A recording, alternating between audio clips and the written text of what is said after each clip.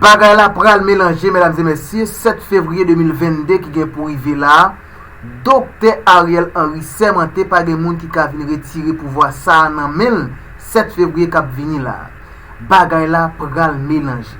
Il fait qu'on est depuis on a besoin pouvoir, c'est dans élection pour aller. Mesdames et messieurs, en nous tendez Docteur Ariel Henry lui-même bien bonnet, il prend devant pour déjà voir un signal by nèg qui a signé encore côté au même déjà désigné un président qui pour venir remplacer le président Jovenel Moïse et bien dans le palais national et bien Ariel Henry il déjà prend devant dans un point de presse li t'a bay dans le ministère de la culture.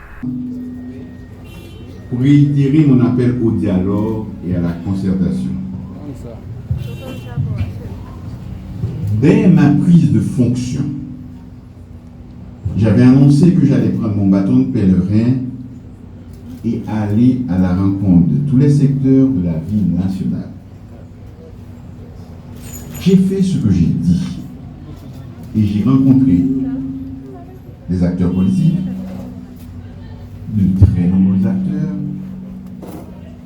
et particulièrement ceux qui animent depuis des années la vie politique. J'ai rencontré de nombreux et de très nombreux représentants de la société civile organisée et des organisations populaires. J'ai eu des entretiens avec toutes les confessions religieuses et avec des compatriotes de la diaspora.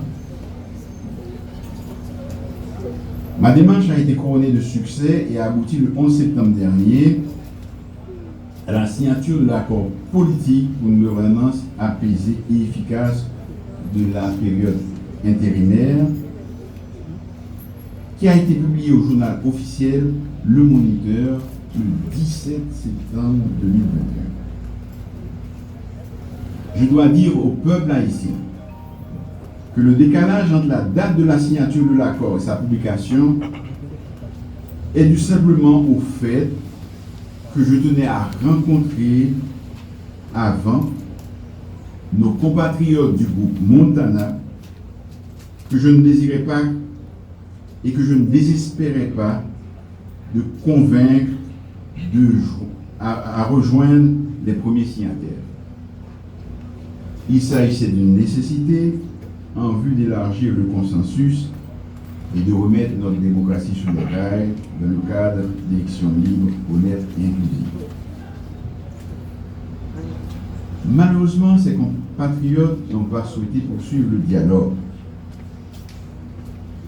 Dans le courant politique où j'ai milité pendant plusieurs années, le dialogue a été toujours considéré comme le meilleur moyen pour résoudre les conflits politiques et construire des consensus suffisants sur des sujets difficiles. C'est en cela qu'en 2 autres occasions, j'ai pris l'initiative d'aller vers eux et je leur ai demandé à les rencontrer à nouveau, toujours sans succès, hélas.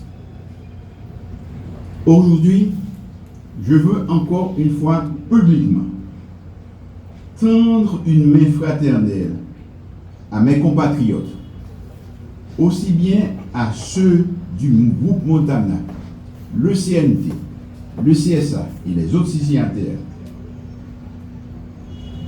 ainsi qu'à d'autres, ici ou ailleurs, qui se sont engagés dans d'autres initiatives. Je veux croire qu'ils ont de bonne foi et veulent sincèrement que quelque chose change dans notre pays. Qu'ils me permettent de leur dire que les nombreux défis qui nous attendent exigent de chacun de nous du courage, de la détermination, de l'abnégation, du patriotisme et un sens élevé des intérêts supérieurs de la nation. Face à l'insécurité qui perturbe le fonctionnement normal du pays et qui hypothèque la tenue des prochaines consultations populaires, il nous faut présenter un front uni pour combattre ensemble ce fléau. Le temps n'est pas aux querelles de chapelle, ni aux luttes fratricides pour la conquête d'un pouvoir éphémère. Dans cette conjoncture difficile, nous ne pouvons pas nous engager dans le jeu des chaises musicales à la tête de l'État. Un tel comportement nous a déjà valu une mésaventure historiquement regrettable. L'instabilité politique nous a déjà coûté trop cher. Il est du devoir de tous les démocrates haïtiens de laisser de côté leurs ambitions partisanes immédiates et de mettre le cap sur la création d'un environnement sûr et stable propice à la relance des activités économiques et à l'organisation des élections. Dans le contexte actuel, je tiens à rappeler aux uns et aux autres qu'il n'existe aucun moyen légal ou constitutionnel pour choisir un président provisoire légitime. Personne n'a une telle autorité. Certains sont tentés par le recours à la violence ou à l'élimination physique de responsables de l'État. Après l'assassinat du président, ce serait dramatique pour notre pays de recommencer à recourir à cette pratique barbare de notre temps pour remplacer les dirigeants. Qu'on se le dise, le prochain locataire du Palais national sera un président élu librement et démocratiquement par la majorité du peuple haïtien. J'ai repris depuis plusieurs jours des consultations avec les secteurs concernés par la mise en place des organes prévus par l'accord. J'ai la ferme conviction que bientôt, très bientôt, nous aurons un conseil électoral provisoire crédible, une assemblée nationale constituante représentative et une autorité de contrôle et de suivi fiable.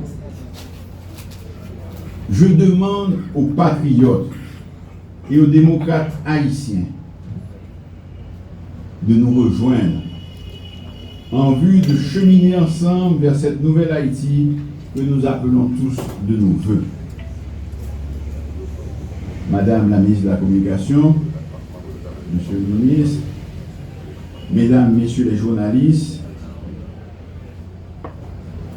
nous avons du pain sur la planche pour faire passer dans l'opinion publique ce message de sagesse, d'unité et de fraternité pour un retour apaisé et rapide à l'ordre démocratique.